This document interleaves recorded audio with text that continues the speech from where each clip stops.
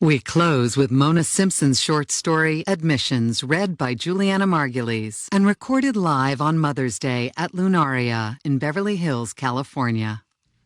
January 22nd, 1993. Miss Ann Stevenson Haley, Director of Admissions, The Lowell School, 351 West 84th Street, New York, New York, 10024. Dear Miss Ann Stevenson Haley, I am writing to explain my daughter Zoe's behavior during her interview last Wednesday. The Lowell School remains our first choice, and we would like to give her every chance at admission to your kindergarten class. First of all, we would like to insist on paying for the repair of your office chandelier. From what your assistant, Miss Nesbitt, told me, it is original to the building, and I've located several craftsmen who have experience working on antique fixtures from the Federal period. Zoe is fond of fashioning slingshots from Central Park twigs and rubber bands, and I'm afraid we arrived early for the interview, lingered in the park, and then failed to check her pockets. From what I understand, the first 20 minutes or so went wonderfully. Zoe reported that the lady in the library taught her how to make origami swans, and Zoe even played for her on the piano Schubert's March Militaire, I suspect. They were working on an orange paper ocelot when it came time for Zoe to go with the other little girl to your office where we, the parents, were waiting. The pairing of the families was not an auspicious one for Zoe. I was already a bit concerned, while I of course understood your need to double up due to the sheer volume of applicants. The other little girl in her plaid skirt, black cashmere sweater, black tights, and Doc Martens was truly one of the most beautiful and stylish children I have ever seen. Didn't her mother mention having been a model before quitting to be with her children? And also, incidentally, to run the preschool's fundraising drive, the little girl seemed to possess a completely different temperament than my daughter. She was, in fact, a type of child Zoe later described to me as pretty princess perfect.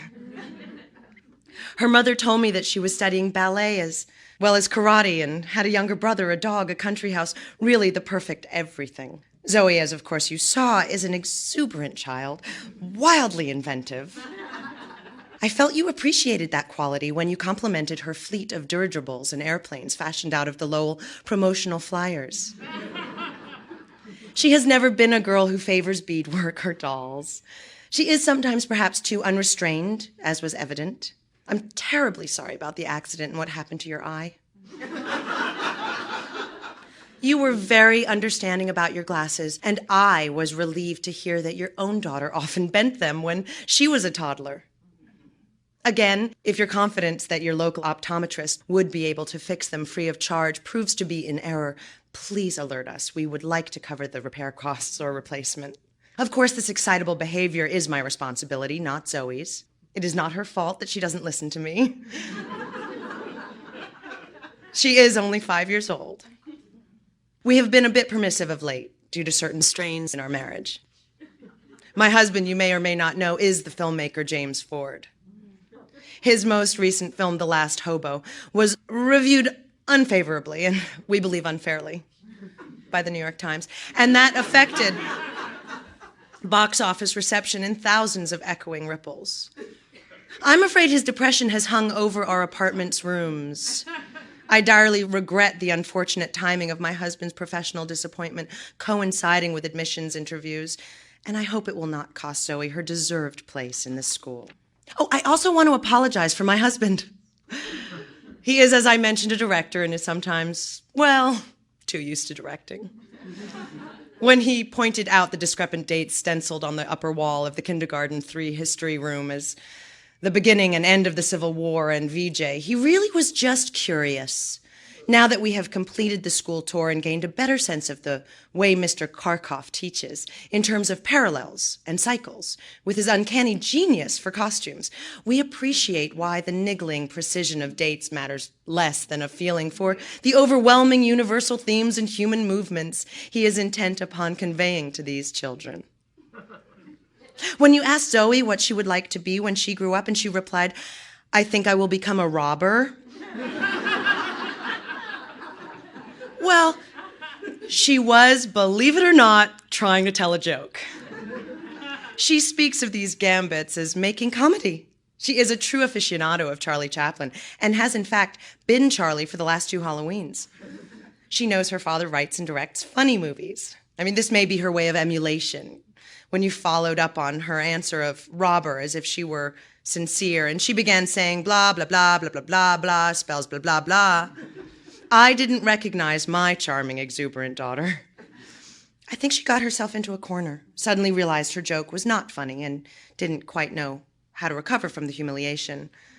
That's background for the accident involving your eyeglasses and forehead. And light fixture.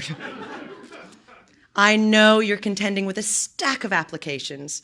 Your orientation implied, 800 this year?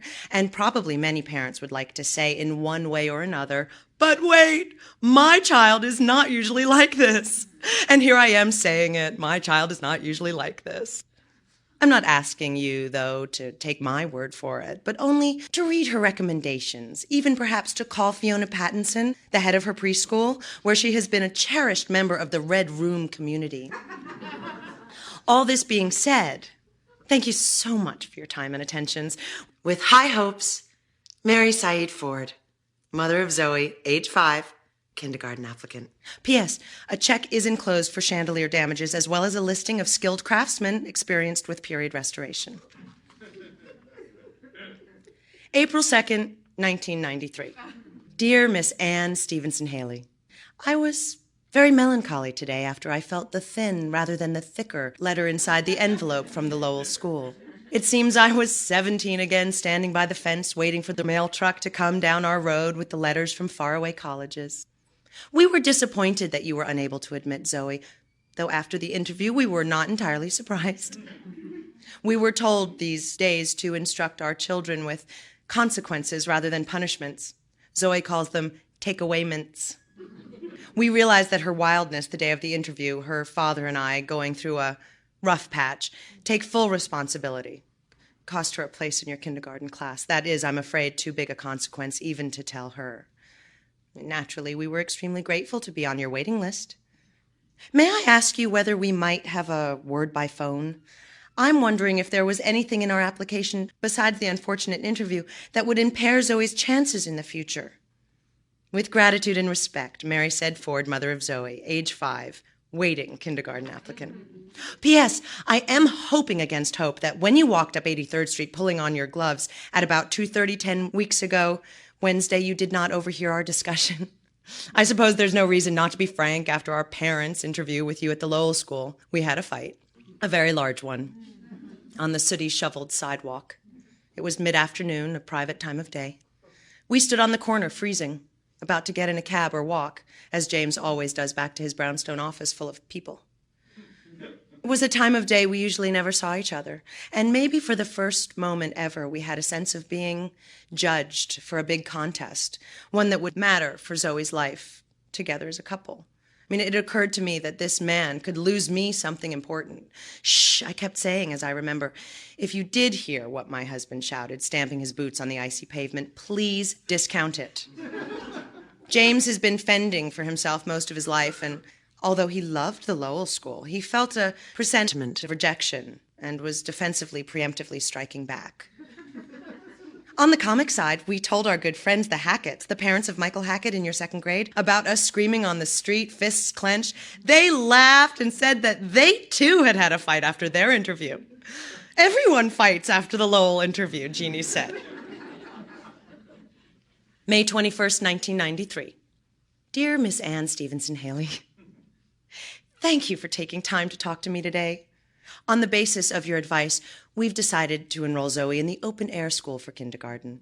Although I realize it's late in the season, we just wanted to emphasize that Lowell remains our first-choice school for Zoe. And although finances are suddenly a concern for us, we would jump at a place in your school whenever it opened, even at the very last minute. We've sent our deposit to the open-air school, but, well, we would be willing to forfeit that if your kindergarten class should endure any 11th-hour changes. Please forgive what may seem like an inability to let go of the idea of Lowell and take my persistence as a serious compliment. With all best wishes, Mary Said Ford, age 5, kindergarten hopeful. October 7th, 1993. Dear Miss Anne Stevenson Haley, how are you? I hope you had a pleasant summer holiday. Your school season must be well underway by now. The community you've created, by hand, so to speak, is beginning to come to life. I received the bill from Mr. Farness, which I thought extremely nominal. He emphasized to me how cheerful he felt working in your office. Zoe has started at the open-air school, and to our relief, she has already made friends and runs into the room every day with speed and joy. Although she knows no other school as her own, we've been a bit concerned with the lack of structure and traditional academics.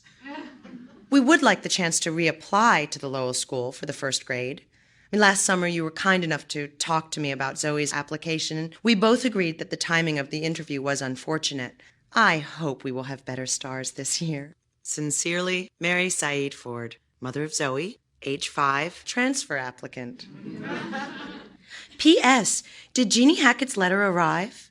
She's told us many times how much Zoe reminds her of their Michael at this age. We are, of course, struck with how impressed Jeannie and Dave have been by the Lowell School and with its shaping influence upon Michael. January 11th, 1994. Dear Miss Ann Stevenson Haley, thank you for making the time to interview Zoe again this year. Sometimes I feel our daughter is unusually sensitive to nuance. I do think she somehow gleaned your philosophy, though we'd never told her, of course, how much Miss Pickett had emphasized on the school tour that bad language just will not be tolerated here, or that swearing would result in expulsion. I fear Zoe's intuited knowledge perversely triggered her unfortunate comment. Her extreme language in your office with Mrs. T, who seems like a wonderful teacher, by the way, forced us to face the fact that Zoe, for better or worse, must feel comfortable and settled at the open-air school. I wanted to thank you for offering to keep Zoe's application on file. Since our first visit to the Lowell School, I've had a very particular feeling about its rightness for us, and I hope our rightness for you. You'll probably be hearing from me every year at application time. Someday, I feel, we'll end up together. Mary Said Ford, mother of Zoe, age 6, kindergartner. P.S.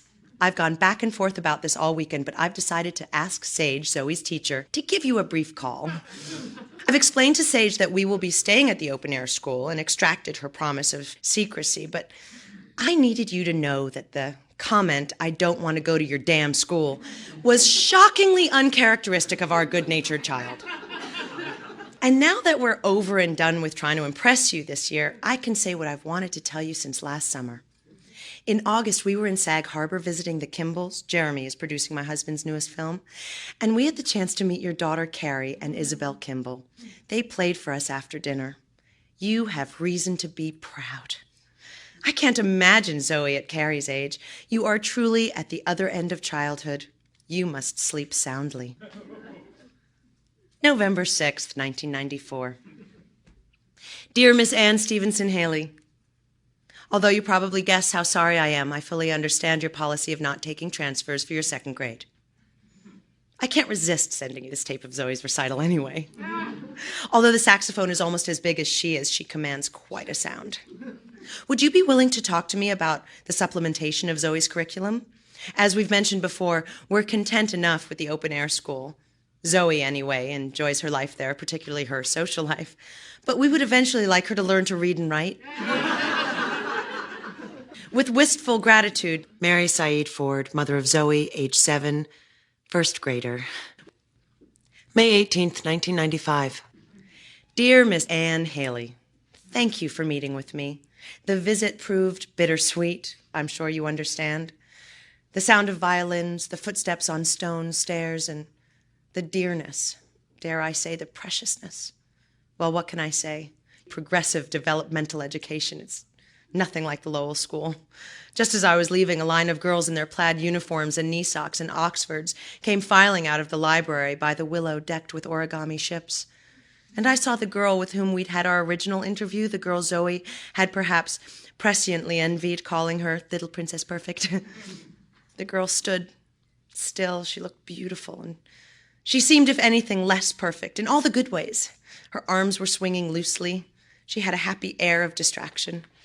I was heartened by our conversation, though, and most especially by your generosity in allowing me to hire Mrs. T to tutor Zoe this summer. Thank you again. With admiration, Mary Said Ford, mother of Zoe, age 7, matriculating second grader. Oh, P.S. As I was leaving the Lowell School, there was an open window on the corner. I stood by the brick wall, magnolia petals dropping around me, listening to the fifth graders declining Latin verbs. As a girl in Kansas, I had always envied the altar boys their Latin. In the girls' section of the high school, we had our own Latin teacher who stuck to the ancient language for a few minutes every Friday and then inevitably devolved to the marriages of each of her daughters, how she had cleverly forged them, and then to every detail of the weddings. I stood beneath that sash windowsill, swaying along with half-remembered words. January 13th, 1996. Dear Miss Anne Stevenson Haley, we were mortified to learn of Michael's expulsion. His family, as I'm sure you know, feels utterly devastated and adrift. Like you, they do not approve of Moonies, and do not believe that in today's climate a child should be permitted to pull his pants down on the playground, even on a dare, even when offered a Lunchable by another, perhaps intentional, provocative child. I have known Jeannie and Dave for years now, and I've always been struck by their firm commitment to organic, nutritional meals. But I now wonder whether Michael, who has never been allowed to go to McDonald's, might have been unusually vulnerable to the enticements of a classmate's lunchbox. And of course, swirlies cannot be permitted. Michael has expressed his remorse for frightening that poor boy and also for damaging his cell phone. Perhaps given how upset the Hacketts feel, they considered themselves, as well as Michael, to be part of the Lowell family and its fifth grade community. It is best that you are not accepting transfer applicants for third graders. Zoe's connection to Mrs. T has been profound and transformative. They moved on from Nate the Great to real books, and Zoe will be continuing with Mrs. T for the foreseeable future. I do expect that one of these years you will have an opening, and you will then receive a proper and formal application from us. In the meantime, I only offer my admiration from afar and the continued hope that someday our child will join a chastened but readmitted Michael on the playground in her own Lowell uniform. It is admissions time again, your season, so to speak. Each year when the snows begin, I think of you. All best, Mary Said Ford, mother of Zoe, age 8. P.S. At the Kimball's Christmas party, we met Carrie again, and she told us her good news. Brown. Early decision. Her first choice. I understand the girls still have their string ensemble, but that night they were not playing, just walking around together in a group like a cloud. Oh, P.P.S. I have begun to work again. My office number is 864-5960 for the file. I am also myself at night taking Latin. October 20th, 1996. Dear Miss Anne Stevenson Haley, we were so thrilled to learn from Mrs. T that you will be accepting applications to fill a very few, she said, spots in the next year's fourth grade. Perhaps it was Mrs. T's general exuberance in preparation for her departure, but she emphasized her opinion that Zoe will be a strong candidate, provided she makes it through the hurdle of the interview. How great that the Fulbright will allow Mrs. T to spend the year teaching in Athens with Buster. We're planning to take Zoe to visit sometime this spring while James and Buster are filming. It's a testament to your school that you were able to hire and keep teachers of Mrs. T's caliber. And how wise of you to allow her to leave in the middle of the year. Who expects love at this or any time of life? I am sending a tape of Zoe playing at her most recent saxophone recital, a list of her chess rankings, and a video of Zoe on trapeze. The teacher's reports, not counting Mrs. T's, are, albeit not the strongest portion of Zoe's application. Emotionally, she still has some growing up to do.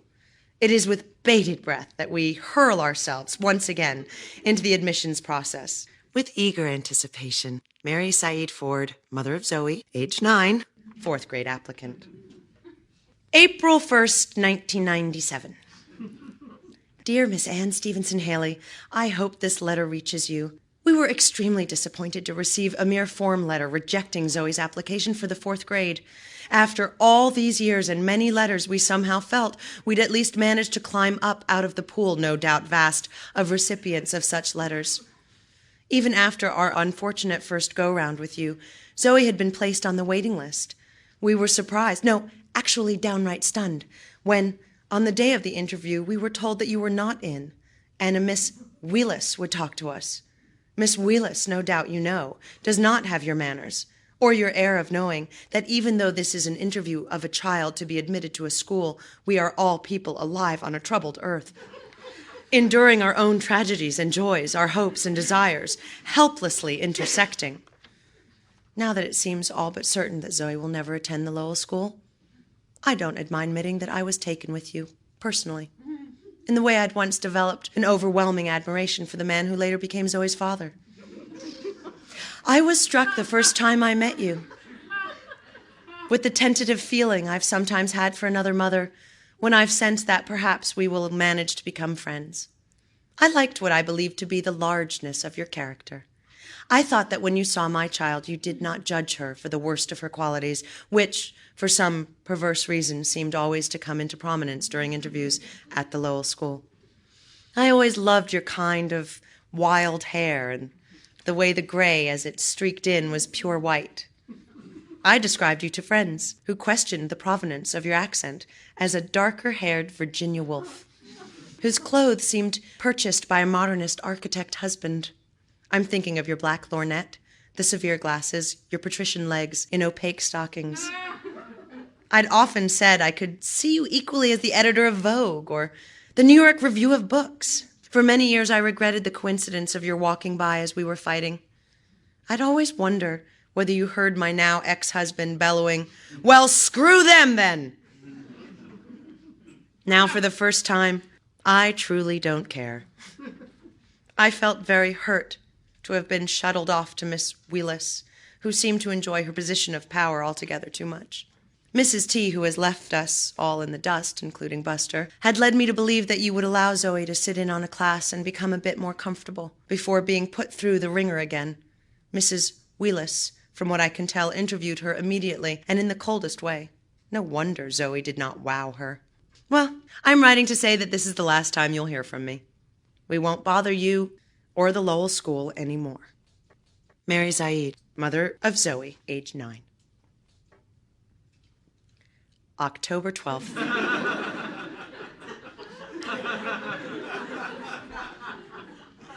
1997.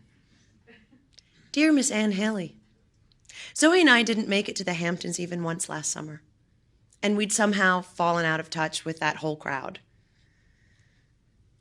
But yesterday, at the farmer's market, I ran into Sophie Kimball. I was so sorry to learn about your daughter's hospitalization. From our meeting with Carrie years ago in Sag Harbor, that first night when she played the cello with her friends, her long hair blowing, we recognized what a shining person she is. We had all been sitting outside around tableclothed tables watching well-trained, well-educated children demonstrate their skills on musical instruments. Then suddenly, when your daughter's bow trembled over the cello, we felt the sadness of our lives rubbed over again. Sophie Kimball's news was old. I hope that by now Carrie is well on toward better and planning to return to Brown, if she is not already there. Of course, many freshmen fall apart with the available temptations of college life. Usually, one hears the most talented ones. I am now thoroughly ashamed of the temper of the letter I wrote you last spring. It was, of course, written inside a kind of sorrow, albeit a minor one, or what should have been a minor one. Please forgive me. I can only imagine what you have gone through. Mary Zaid, mother of Zoe. April 19th, 1998. Dear Anne, I was so grateful to see your name inked over the return address. I hadn't heard from you in so long, my hands trembled when I opened the envelope. I was only hoping for forgiveness, and I can't tell you how incredibly moved I am by your gesture. I don't know how to thank you for your offer of a spot in Lowell's 5th grade class. It was, of course, unexpected. This being the first year in Zoe's school-age life, we didn't apply to you. I am almost shocked to be telling you, and unbelievably sorry, that we will not be able to accept your roaringly unconventional, beautiful offer. But you told me a long time ago that what caused you so much stress and many sleepless nights during the process was the knowledge that you were essentially choosing a community. Well, I have always wished to be a part of that community. In some ways, I wish it still, but we are not. We started now 6 years ago at the open-air school, and for better or worse, we belong here now. We have made other, different ties. For years, when I walked by the old limestone edifice of the Lowell School, I imagined the other life Zoe would have had if she had started there and had those experiences instead of the ones she was having. There are many moments when I still believe that Lowell would be the best place for me to have a child in school if not for Zoe herself, who really is old enough now to make her own decisions. But we have been through great and terrible things with the people we have come to love. We have helped one another through 7 divorces, mine of course included. We lost one of our children, a boy, who was a particular friend of Zoe's early years when his bicycle was hit by a taxi last spring. To make sure you feel no twinges of regret, full disclosure, I can now confess that I have not always been 100% honest about Zoe's progress. There have been problems from time to time. There have been injuries, accidents, a minor lawsuit involving a poodle. There have been timeouts, numerous takeawayments, visits to Harold's office. He doesn't like us to call him the principal. Lord knows there have been therapists. But now she is finally flourishing, as always, in her very own way. What a blast, incidentally, to see the girl I still think of as pretty Princess Perfect on the cover of the upper school brochure you sent us. I do remember something about her mother having been a model. I was surprised by Zoe's concealing smile when I asked if she remembered that child. I bit her, she said, then noticing my face. But she started it. As you know better than anyone, the open-air school was not our first choice, nor was it, I can now say, our second, third, fourth, or fifth. Frankly, it was the only place we were admitted. During her group interview on the roof, it rained. Zoe impressed everyone with her resourcefulness as she abandoned the stampede and climbed through the high window.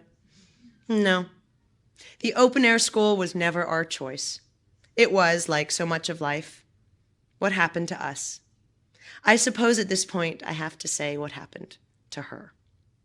This year, when she would have done her middle school applications, we had a different outcome, or as we used to say, consequence. Because of her chess ranking and the citywide tests that even the open-air school by 4th grade concedes to administer, she was solicited with scholarship offers by several named schools. Not that it's made much difference.